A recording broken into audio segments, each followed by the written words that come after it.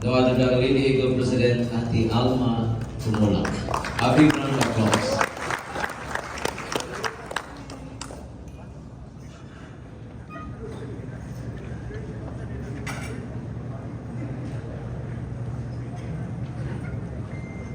Thank you, Kuya Arnel. Ganaan ko kay Naay Pakapin Lovely. Salamat, Kuya. A joyful fraternal greetings to all Kuya and Ate, Bunso and friends of Eagles. It is with great pride to introduce an empowered woman whose life story reflects courage, service, and leadership. Coming from a humble beginning, she was raised by her mother, Mrs. Melanie Inutan Alfeche, alongside with her 3 siblings, being the only daughter in the family, inspired by her mother's strength and embraced life's challenges as a stepping stone toward her dreams. Now, at 25 years old, she has grown into an active youth leader, a passionate influencer, and unwavering advocate for the environment. With determination, she earned her bachelor's degree in special needs education and further proved her resilience by serving as a sergeant in the Philippine Army. Her dedication goes beyond titles. Through volunteerism, leadership, and active participation in various advocacies. She has gathered numerous awards and certificates, making her a true role model for the youth. Her journey of struggles and triumphs share in the woman she is today. A woman who wears many crowns, from school competitions to barangay, regional, local, national, and even international stages. She has brought pride and honor to her community and of course to our country. Among her most prestigious titles are Miss Philippines Earth Mindanao 2022, Miss Philippines Earth 2024, and Miss Earth 2024, where she proudly became the only delegate from Asia to reach the top 12. She stands not only as a beauty queen, but also as a beacon of hope, embodying the values of service, leadership, and brotherhood, the very heart of the Davao Eagles mission and vision. And so now, please help me welcome our guest of honor and speaker, Ms. Iramel Inutan Alfeche. A round of applause, please.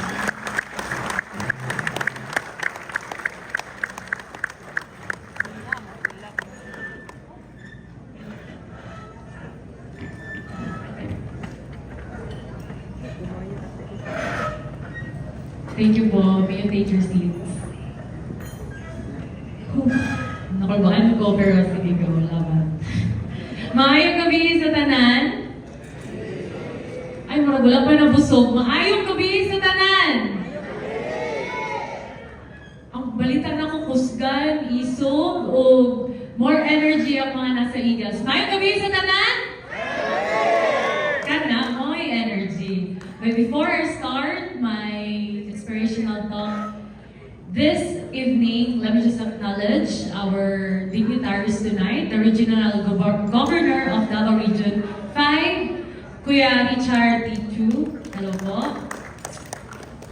Kuya na ko daan diretso. Sir, the Regional Governor of Davao Regional 1, Kuya Dr. Larry Franco. Sir, Regional Governor of Davao Region 7, Sir Kuya Sir Nick Campore Dondo. Hello po. Our keynote speaker, Kuya Dr. Ruelo Aradanas, Regional Director of DSWD Region 11. And of course, course, our Regional Governor of Davao Region 10, Kuya Sir Gilbey Polido. Charter Governor of Davao Region 5, Brigadier General Kuya Rocky Carion. To all our club presidents of Davao Region 5 in attendance, to all our friends, Eagles around, maayong gabi sa inyong tanan. It is truly a great honor to be invited here today by the Fraternal Order of Eagles, an organization known not only for its leadership, but also for its commitment for helping, inspiring, and even uplifting others. As we celebrate this meaningful event, I extend my heartfelt gratitude to the esteemed officers and members of the Fraternal Order of Eagles, Philippine Eagles, my fellow public servants, educators, reservists, and distinguished guests. Thank you for giving me the privilege to stand before you on this special occasion. Maraming salamat po. To start, they say, life will humble you through your experiences. And today, I want to open my heart and my life as I share my journey with you. This is not just about crowns or achievements. This is about survival, faith, and resilience. Kabalo ko sa inyong karon sa inyong atubangan, nganong naaman ko diri karon. Kinsa man tayo ni siya, beauty queen lang man na siya, nganong magstorya man na siya atubangan sa different professional people nga naa karon. Allow me to share my life story. Kay pariha lang man kaninyong agenda to help. But gusto na ko mamailhan ko ninyo dili lang as beauty queen. Kay nisulod mo ko ani gusto ko mailhan ko ninyo kung kinsa jud ko. So allow me to tell my story. Medyo taas-taas jud ni, so please lend your ears and understanding, and I hope ma-close ka mong tanan as I start my journey here as a member, as your ate sa Eagles. Ako ay si Ira Mel Inutan Alfeche, born and raised here in Davao. I am the second child and the only girl among 4 siblings and a daughter of a strong single mom. My story started even before I was born. When I was still in my mother's womb, my father doubted me. He thought my mom was unfaithful and he didn't accept me. But when I came into this world, everything changed. He became my super dad, my super papa, my protector, my best friend. I remember how he shouted me every time my mom scolded me. Katawanan, no? But life is unpredictable. His mood changed and he became violent. Not only towards my mom, but also to us, his children. Eventually, my parents separated. I was still very young, but what I have understood, one thing: brokenness can either destroy you or mold you. Life with my mom as a single parent was never easy. I will never forget one moment in my life. I lost 50 pesos, and it felt like I lost 1,000. That was all we had left for rice. Our meals were sometimes just rice with salt and hot water. My mom would secretly take nakakain lang, so she could say she wasn't hungry. Para kami lang makakaon, syempre upat gud mi kabuok niya siya lang isa. My kuya often brought us to our grandparents' house just to eat noodles. And those noodles tasted like a feast to us. Eventually, we lived under the same roof with our grandparents. My lolo and lola was so strict that time. They made us study hard, do chores, and be disciplined. At that time, I didn't understand. But now I am so grateful. Their guidance taught me responsibility, respect, and perseverance. Together with my siblings, we found comfort in sports. Believe it or not, I am also a basketball player. We became varsity basketball players in our schools.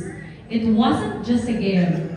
It was a way of escape, a way of learning teamwork and resilience. Then, pandemic came. Life became a roller coaster. Kablo ko dili lang kay sa kuha, pati pod sa inyo ha, dili jud lalim katong niabot ng pandemic. I had to stop studying to help my family survive. I worked different jobs and my mom tried everything just to sustain our needs.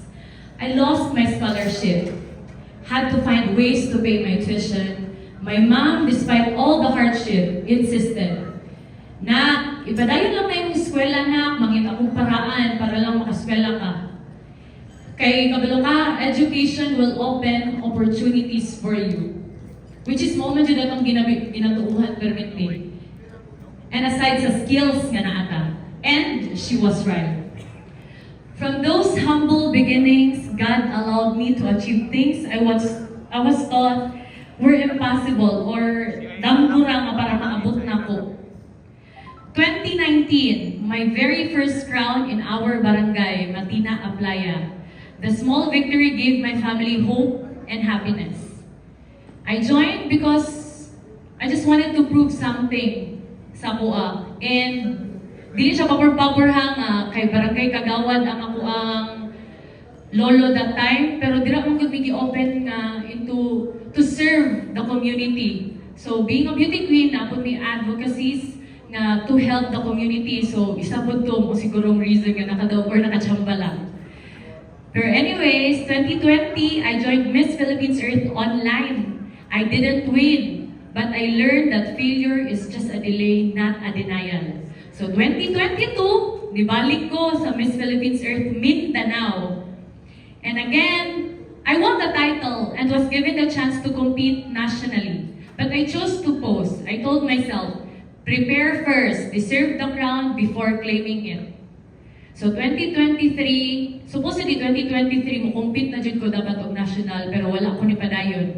Kay dili pa man dili pa ko ready. I graduated with a degree in special needs education, became a teacher, and joined the Philippine Military Reservice and became a sergeant now. I strengthened my advocacies in sports, community engagement, and the environment, and created my advocacy named OLA, One Woman Leads Another. 2024, I finally joined my first face-to-face national pageant. I became the first Davaoeña, represented Matanao Davao del Sur, to win the Miss Philippines Earth Crown and the second Mindanaoan Queen. Okay, ang first was from Zamboanga. Later this year, I proudly represented in international stage the Philippine Sash in Miss Earth, reaching the only Asian candidate who made it to the top 12. Those moments weren't just about me. They were about my family, my community, and every dreamer who thought they couldn't make it. Karon, I stand before you just as a beauty queen, but as a woman with purpose. Remember, ang crowns, para karon 2024, lang ako na crown, pero gipasa na nako ang crown sa 2025 queen. Ma-fade lang dyan ang crown, but the responsibility behind them will always remain. I'm proud to say that as a Miss Earth, my mission is clear: promote environment awareness and sustainable living, community engagement, encourage communities to protect our natural resources, also the people, inspire others to serve, to educate, and to empower women and the youth, because a true queen does not only wear a crown, she carries a cause. Allow me to share this. It is a rare honor to be called both teacher and a military reservist. Our nurture minds, the other defense lives. But both, at their core, are acts of service. And it is the spirit of service that binds us together today. As a teacher, I have seen how education can transform not just individual, but the entire communities. It is in the classroom we valued are planted, where dreams take root, and where the next generation of leaders begin to rise. We do not simply teach subjects. We teach character, resilience, and hope. And as a reservist, have learned that service does not wait for a perfect condition. It demands readiness. Discipline and sacrifice, whether responding to calamities, supporting civics missions, or standing in solidarity with our uniformed forces, we serve because we are called not by rank, by responsibility. And in this gathering of eagles, I see the same calling. You are men and women who choose to rise above self-interest, who choose to lead with malasakit, and who choose to build a nation not just with words, but with action. We are not into talk, but also in action. Tama ba? Let me say this, the Philippines need more eagles, not just in name, but in spirit. We need more educators who teach with integrity, more reservists who serve with courage, more citizens who love with purpose. To the young members of our community, do not wait for a title to lead. Begin with the small acts of kindness, of discipline, of excellence. Because leadership is not about position. It is about conviction. To my fellow educator and reservists, let us continue to be example of what it means to serve with honor and humility. Let us remind our youth that patriotism is not just found in textbook or ceremonies. It is lived every day in how we teach, how we protect, and how we care. But let me tell you this, none of this would have been possible without the people become my strength and support. Of course, dili dahilan sa ko ang Mama, wala po kadiri karon sa inyo atubangan, who molded me and gave me the strength to rise. Ma, thank you. To my brothers who became my protectors and my source of courage, salamat. My whole family, my anchor, my inspiration, and my everything. To my Siargao squads who are here today also, joining as web family. Ate Che and partner Kuya Tata, Miss Lady Babes, Boss Kyle, Kuya Mark, Ate Jem, and Porto, maraming salamat, and you know the rest. Special mention to Miss Lady Babes, who made those dreams achievable, and the people behind FN Triksha Salon and Spa by Lady Babes and Ate Che. And those people why I am here today. Ate Alma, Tumulak, maraming salamat po. Davao Tyler Lady Eagles, and of course, the Fraternal Order of Eagles, Region 5. To the Philippine Eagles, thank you for being a source for good. May your wings continue to lift others, and may your legacy be one of unity, compassion, and unwavering existence. But my life will always test us. Just recently, days ago, I just lost my elder brother because of hyperthyroidism. It is so sudden and it broke me. Imagine, he was my anchor, my inspiration, kapalit ni Papa, and why I survived. Why I keep fighting also, and suddenly, nabungkol na, kulang na mong pamilya karon. In that moment, I realized crowns, awards, titles, they all fade.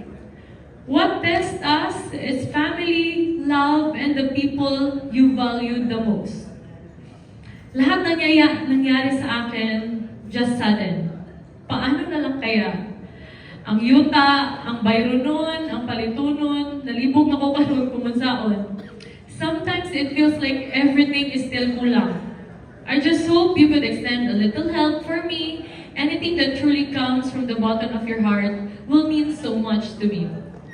Mga ate, mga kuya, as I claim, tawag na tamog mga ate, kuya, I just lost a kuya, pero karon, I receive a lot of kuyas karon and even added ates.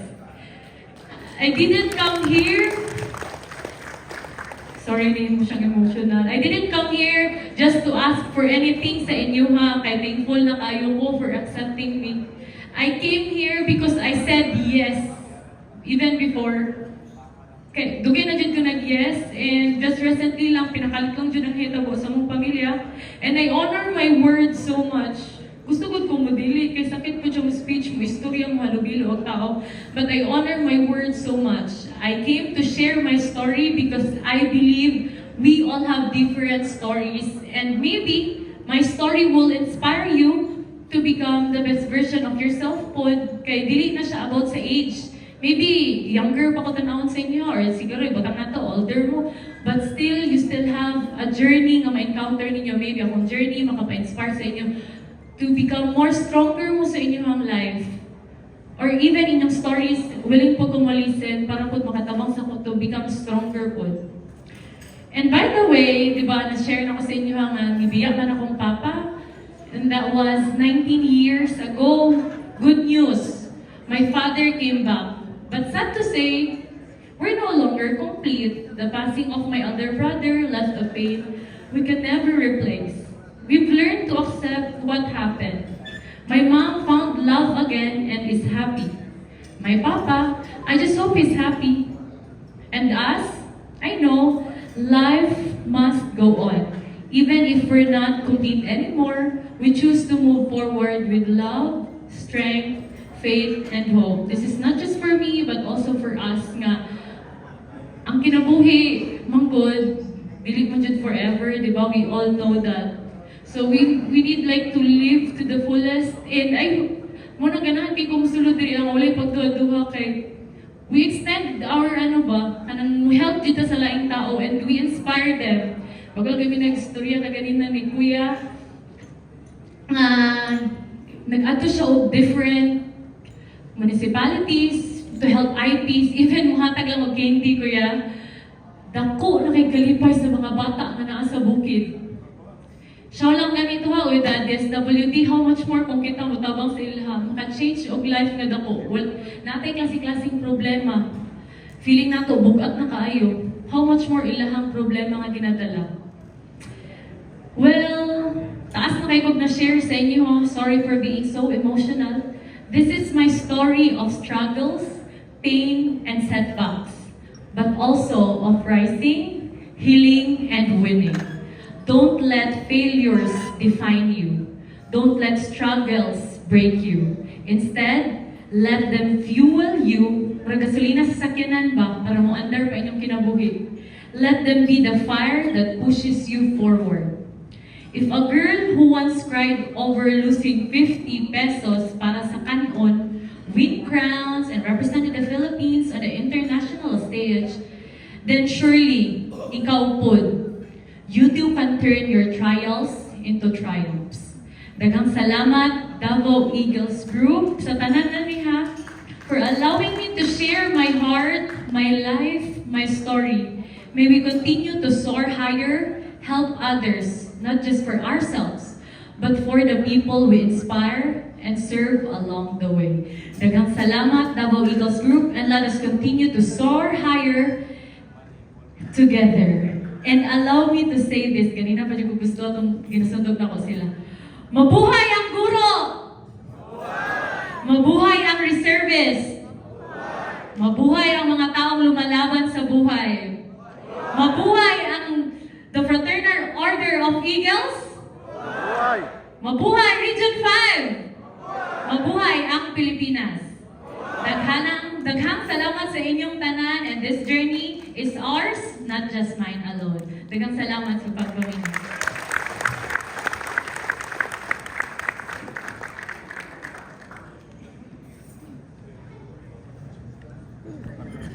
Oh, ito ba? Ako manisiyong.